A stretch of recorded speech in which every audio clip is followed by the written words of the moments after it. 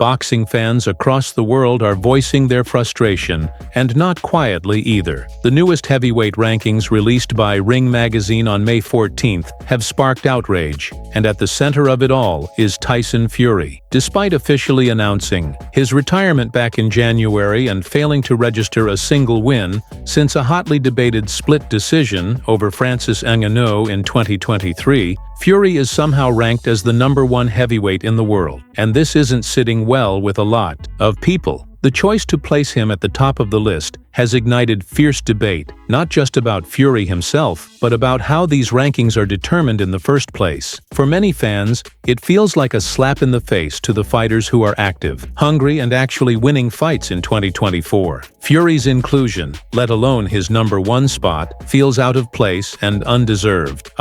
Big part of the backlash comes from the sense that Fury's so-called retirement is little more than a publicity tool, a move designed to stir headlines or squeeze more money out of future negotiations. Fans have seen this play before. Fury announces he's done, then suddenly reappears when the money's right or the stakes are high enough. It's a game he's played multiple times throughout his career, so when he bowed out in January, few believed it was genuine. What makes things worse is how this ongoing soap opera has now affected Ring magazine's credibility. In the eyes of many, rankings should be based on recent performances and real-time activity, not marketing theatrics or old accolades. The fact that a fighter can be retired, inactive, and still carry the top spot over others who've been grinding week in and week out is, to a lot of fans, just wrong. To pour fuel on the fire, people are still stewing over how his last few fights played out. His win against Francis Ngannou, who had never boxed professionally before, was far from convincing. In fact, many felt Fury was lucky to walk away with the decision. Then came the 2 losses to Oleksandr Usyk,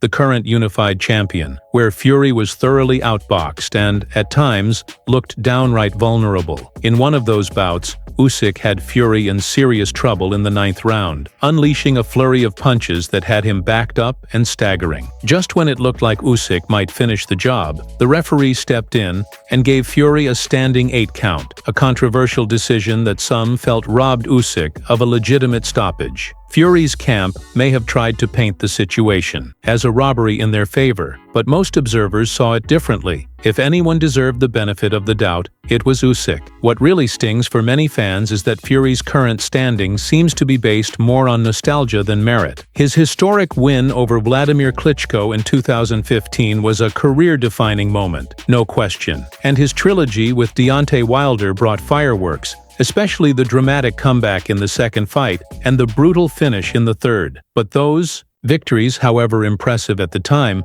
are now years in the past. Boxing isn't about what you did 5 or 10 years ago. It's about what you're doing now, how you're performing against today's competition. And right now, Fury isn't fighting well enough to justify his position at the top. He doesn't look like the same fighter he once was. He looks slower, less sharp, and not nearly as imposing. There's a growing feeling among fans and analysts that he wouldn't convincingly beat any of the names currently in the top 10 guys, like Anthony Joshua, Filip Hrgović, Zhilei Zhang, or even the surging Daniel Dubois. Take a look at the rest of the Ring magazine's top 10 heavyweight list, and it becomes even harder to justify Fury's placement. Fighters like Joseph Parker and Ajit Kabayel have been active and building solid resumes. Others, like Ife Ajagba and Fabio Wardley, might not be proven elite just yet, but they're hungry, improving, and doing everything they can to earn their spots. Even Martin Bakole, who's flown under the radar for years, has quietly put together some credible wins. These are fighters who have been in the ring,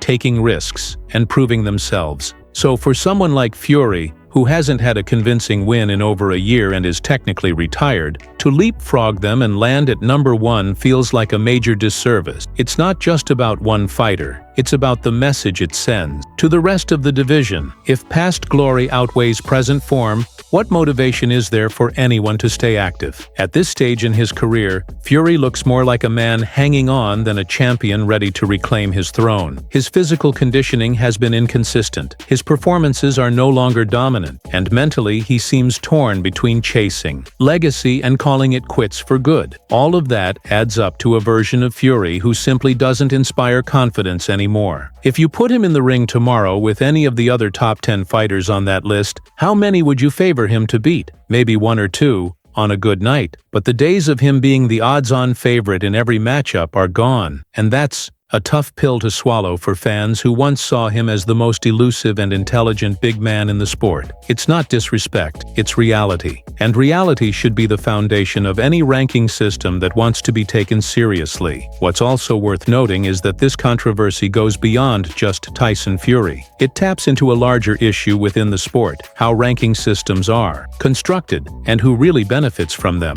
Boxing has always struggled with politics, favoritism, and the occasional head-scratching decision from the people in charge. But in today's age, when fans have access to more data, highlights, and expert analysis than ever before, these decisions don't go unchecked. The backlash over Fury's placement isn't just noise, it's the boxing public holding the establishment accountable. Fans want rankings to reflect what's happening in the ring, not who has the biggest name or the most marketable personality. Because when that line gets blurred, the sport loses a bit of its integrity. And integrity, especially in boxing, is something you have to fight to protect. Ultimately, what most fans want is fairness. They want to see the best fighters rewarded for taking on tough opponents and proving themselves under pressure. They want the rankings to motivate competition, not serve as a legacy trophy case for stars of the past. And they want the sport to be honest about where fighters are in their careers, not where they used to be. Tyson Fury was once the lineal heavyweight king, the man who dethroned Klitschko and overcame personal demons to climb back to the top. That journey was inspiring, but the current version of Tyson Fury isn't that same fighter. He's older, less active, and surrounded by more questions than answers. And until he gets back in the ring and shows the world he's still elite, there's no reason for him to be ranked number 1.